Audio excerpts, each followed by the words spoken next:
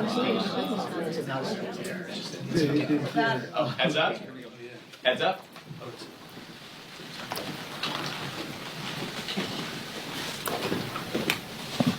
Good afternoon, everyone. House Democrats are going to continue to focus on the things that matter to the American people. We're going to protect Social Security, protect Medicare, protect Medicaid, protect our public schools, protect veterans, and protect nutritional assistance for children, everyday Americans, and families. House Republicans and the Trump administration are trying to take a chainsaw to everything that matters to the American people, like ending Social Security and Medicaid as we know it. Seniors on Social Security receive an average of $65 per month.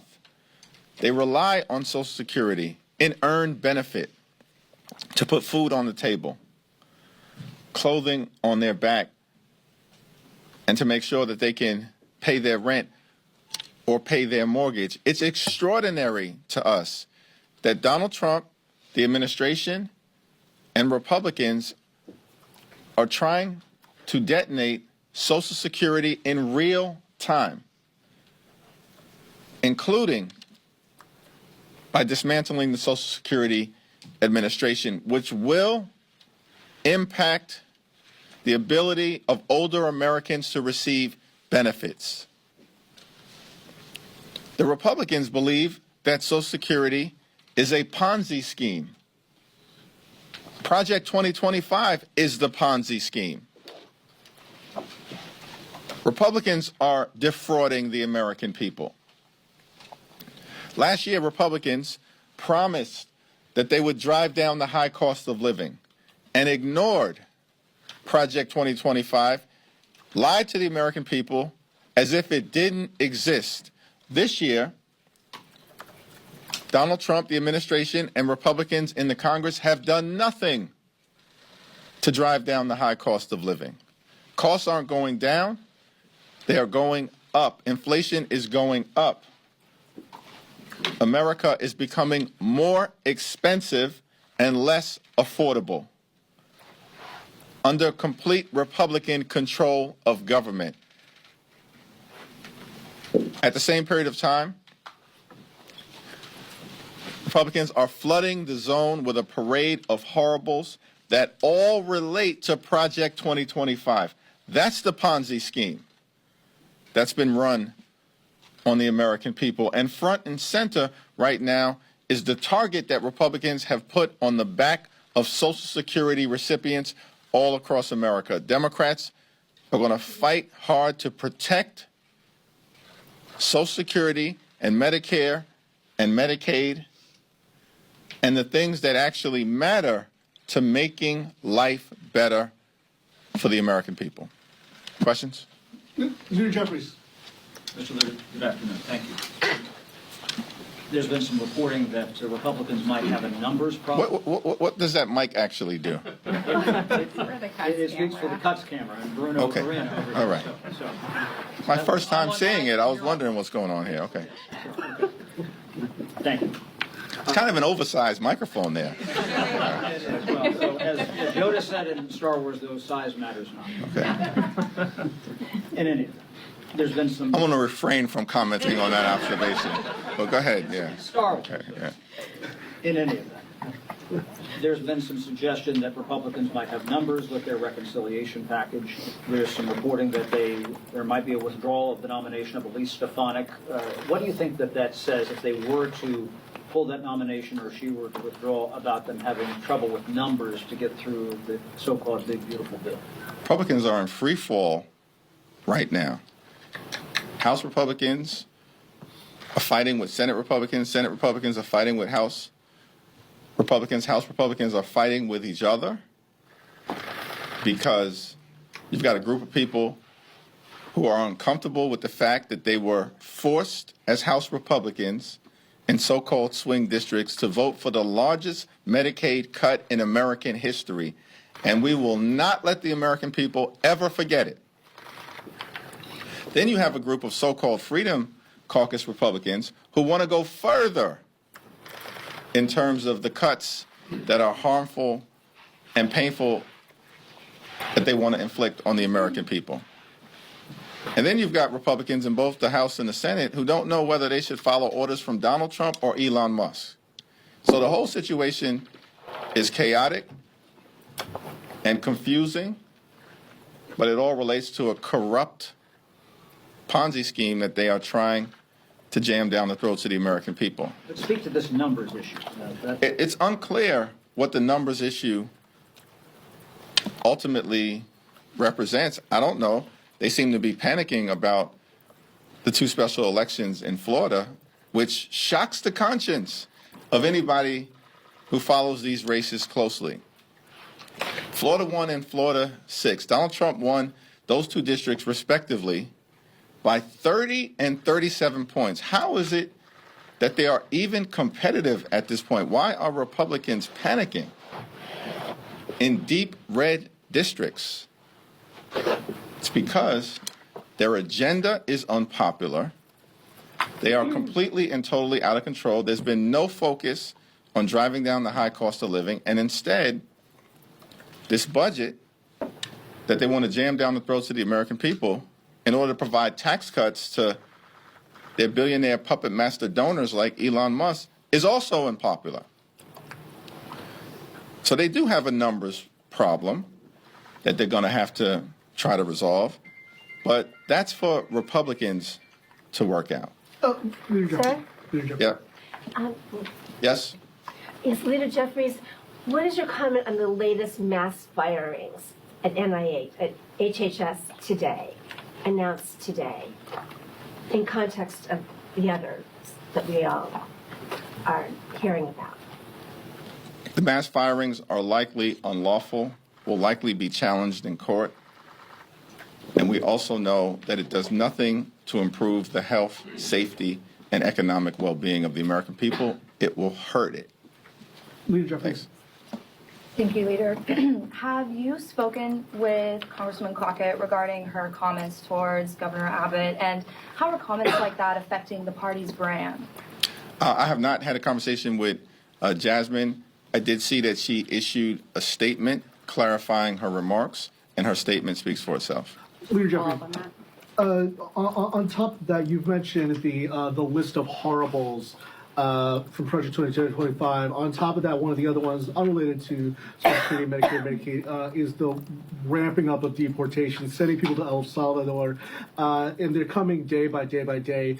Is just the rapid fire of these deportations, a lot of them which seem unlawful or without due process, is the speed of it making it harder for Democrats to respond to this violation of due process and civil liberties? No, these deportations that appear to involve, in several instances, American citizens or legal permanent residents have been challenged in court and will continue to be challenged in court. Democrats will also forcefully speak out against overreach whenever and wherever it occurs. Thanks. Thank you, Mr. Leader. Earlier this week, President Trump issued an executive order that introduces several changes to federal election procedures, including proof of citizenship for voter registration. I wanted to get your reaction to that executive order. And you've spoken about the role that kitchen table issues and that cost of living has played top of mind for a lot of voters. Do you think that these threats to democracy are also top of mind of voters, or will Democrats have to work a lot harder to communicate to the American people what the impact of executive orders like this is, even if they're challenged in court? Well, the executive order that was recently issued by President Trump is not worth the paper it has been written on. It will be challenged in court, and it will be invalidated. Do you think that the American people, because it's going to be challenged in the court, that it's not worth Democrats putting forward a forceful message about the fact that Republicans have claimed that federal elections should be left to the states and local municipalities, but now you see this executive overreach? Is that something that you think the American people should be aware of? Republicans have zero credibility on the issue of protecting democracy and as it relates to the integrity of our election. Republicans have actually concluded that voter suppression is an electoral strategy. These people in the House wouldn't even be in the majority right now if it weren't for the egregious mid-decade highly partisan gerrymandering that took place in North Carolina. Think about that. They would not even be in the majority right now, but then they're running around the country claiming to have a mandate. Give me a break. There were a number of town halls last week where Democrats heard from constituents who were angry that the party isn't doing more to stand up against Trump. AOC said at one of her rallies that she thinks you guys need leaders who are fighting harder for the Democratic Party. Do you think the party could be doing more to fight against Trump and MAGA? It's all hands on deck, and it will continue to be all hands on deck. Leader Jeffries. Thanks. Yep. Thank you, Leader. Sure. Just wanted to ask about the DC budget fix. Have you spoken to Speaker Johnson about what the timeline is for when that's expected to come to the floor? And are you concerned about conservative opposition potentially derailing the bill? Andy Harris was saying earlier today that they're pressing for requirements for the district. I don't know if that's something that Democrats can even get on board with. In terms of the District of Columbia funding fix, it needs to happen before we go on the next district work period, which means it should occur either next week or the week after next. The Senate Republicans have clearly and unequivocally expressed support for the spending legislation. Senate Democrats, House Democrats, apparently even Donald Trump himself has expressed support for the need to correct this egregious error that was in the House Republican highly partisan spending bill. And so it needs to happen. I haven't talked to Johnson specifically about this, but if there's further delay, I will raise it with him directly. Thanks. 2 weeks ago, you and Leader Schumer ended up in different places on the CR vote. Moving forward, what are you and him doing to get on the same page? We are on the same page right now as it relates to pushing back against the reckless Republican budget, which includes the largest Medicaid cut in American history. We are on the same page as it relates to stopping the Republican effort to dismantle Social Security as we know it. We are on the same page as it relates to what needs to be done to actually create an economy that is affordable for everyday Americans. Leader Jeffries. Thanks. Thank you. Obviously, the Democrats are mad. The base is mad. We've noticed this uptick in the use of expletives in both chambers by Democrats. I have a list. I don't want to read it. Am I on that list? No, you're not actually. You're a gentleman. You haven't used a curse word that I've heard of yet. Do you think this is the best tactic and the smartest way to connect with voters? Is this something that you think works right now? Voters are angry all across the country for good reason.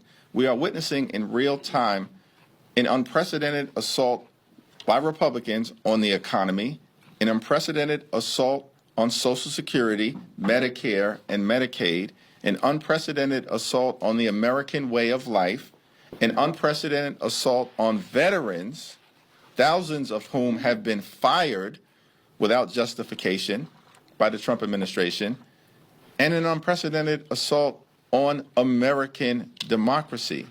People are upset, people are concerned, anxious, frightened, scared, and all of the above. And so you see Democratic members across the country channeling those feelings in a variety of different ways. But one thing is clear, electorally, Republicans are on the run. They're on the run. We saw it in Iowa in January. We saw it in New York in February. We just saw it in Pennsylvania yesterday, in places where Republicans should not simply be winning, but winning easily. And it's because there is an energized Democratic base, and swing voters, along with independents, are abandoning Republicans in droves all across America. By the way, that's the reason why Republicans are actually spending millions of dollars in 2 districts in Florida that Donald Trump won by north of 30 points. So is it fair to say that you won't use that language, but you're okay with it? It's fair to say that Republicans are on the run all across the country, and I'm okay with that. Thank you. Senator, given the anti-establishment energy from some of the Democratic grassroots on the ground, how confident are you that you'll be able to maintain the unanimous support that you've enjoyed from your caucus when it comes to the 2027 speaker election, particularly from some of the new members that may come in? Very.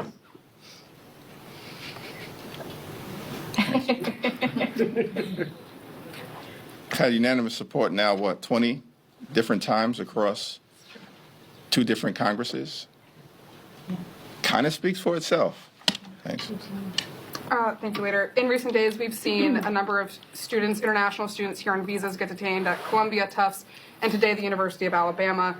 Do Democrats have any advice for these students on things they can do to protect themselves from these detainments, and what specific actions do Democrats plan to take to combat these recent actions? We are carefully working with a variety of different advocacy organizations, as well as our allies in the legal community, and where appropriate, Democratic attorney generals, to make sure that we are forcefully pushing back against any violation of the law, including where students on visas and legal permanent residents, as was the case in New York, are being illegally targeted by the Trump administration.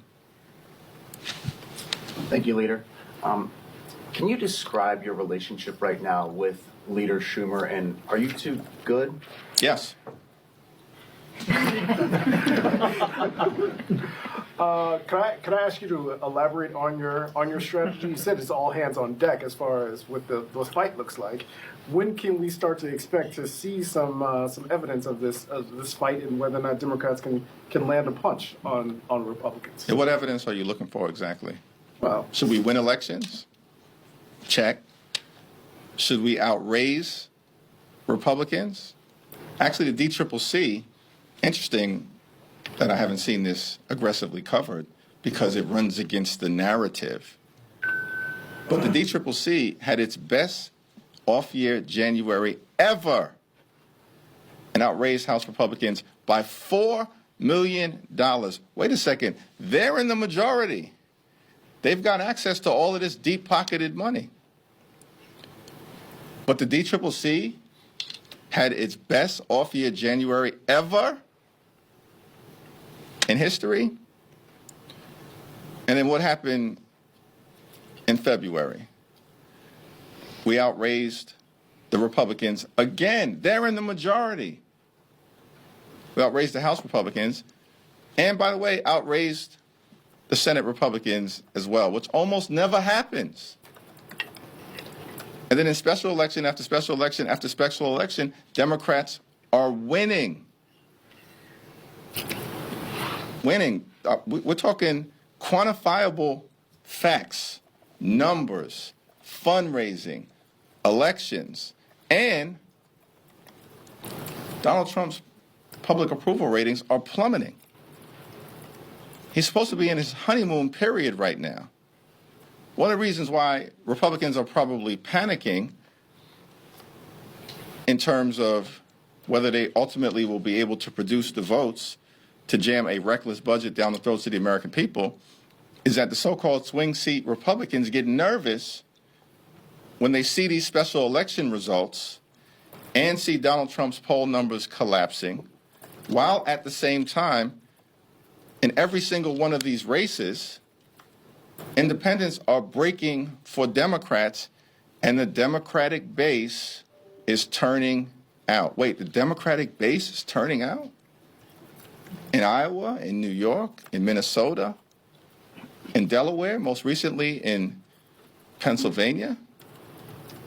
That seems to run counter to the narrative that some in this town continue to try to put forward. But we're in the facts business, not the perception business. Can I just follow up there? Sure. It's not just a narrative. I mean, that's what we're hearing at town halls. It's like constituents want to see the fight. It's not Correct. necessarily the journalists want to see the fight. So if you're answering the question to constituents, when will they see the fight? Is it just looking at special elections? No, I think- don't necessarily well, so- impact a lot of people Yeah, across the well, country? but I think what has been clear and what you see, and first of all, we're having town hall meetings. Republicans aren't even having town hall meetings. They are afraid to have town hall meetings. We're in these streets regularly, whether that's in Brooklyn, in the Midwest, in the Deep South, in California. So we interact with constituents all the time. I interact with constituents all the time. And we'll continue to talk about the things that are being done in Congress to push back against Republicans, our strong opposition to the reckless Republican spending bill. That was a fight. We were on one side of that fight. Republicans were on the other side of that fight. It was a legislative fight. Our uniform opposition to the reckless Republican budget, every single House Democrat voted against it. Every single Senate Democrat voted against it. That was a legislative fight. We were on the side of the American people, and Republicans were on the side of their deep-pocketed donors and special interests. We're in the middle of a fight right now as it relates to Pete Hegseth. He needs to resign or be fired by Donald Trump. We've made that clear across the caucus. And Democrats, I think, showed fight in the Senate hearing on Tuesday and in the House hearing on Wednesday. Our veterans have stood up to push back against this stunning national security breach. That's a fight that we're in right now. Are we on the sidelines? Have we been silent about this scandal? Signalgate? Have we? No. Okay, so that's a fight. These fights are ongoing. We're pushing back against their efforts to dismantle the Department of Education. Johanna Hayes and others, they're leading that fight. Joe Neguse and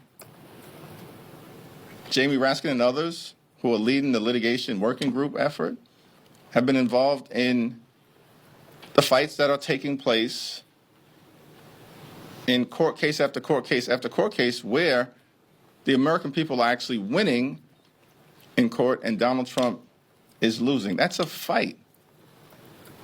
So, yeah, special elections are one indication of it. It's an important indication because is the Democratic base energized or demoralized as it relates to turning out? Y'all can answer the question based on what you are seeing.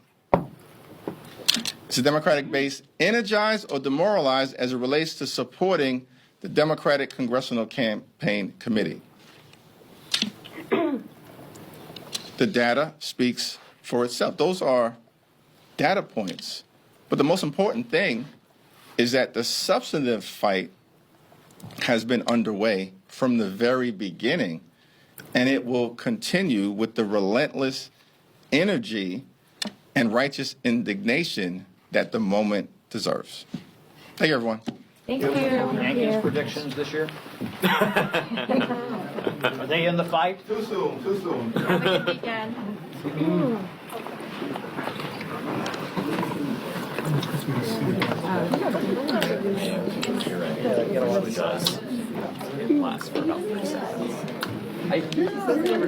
you. That was a good one, too.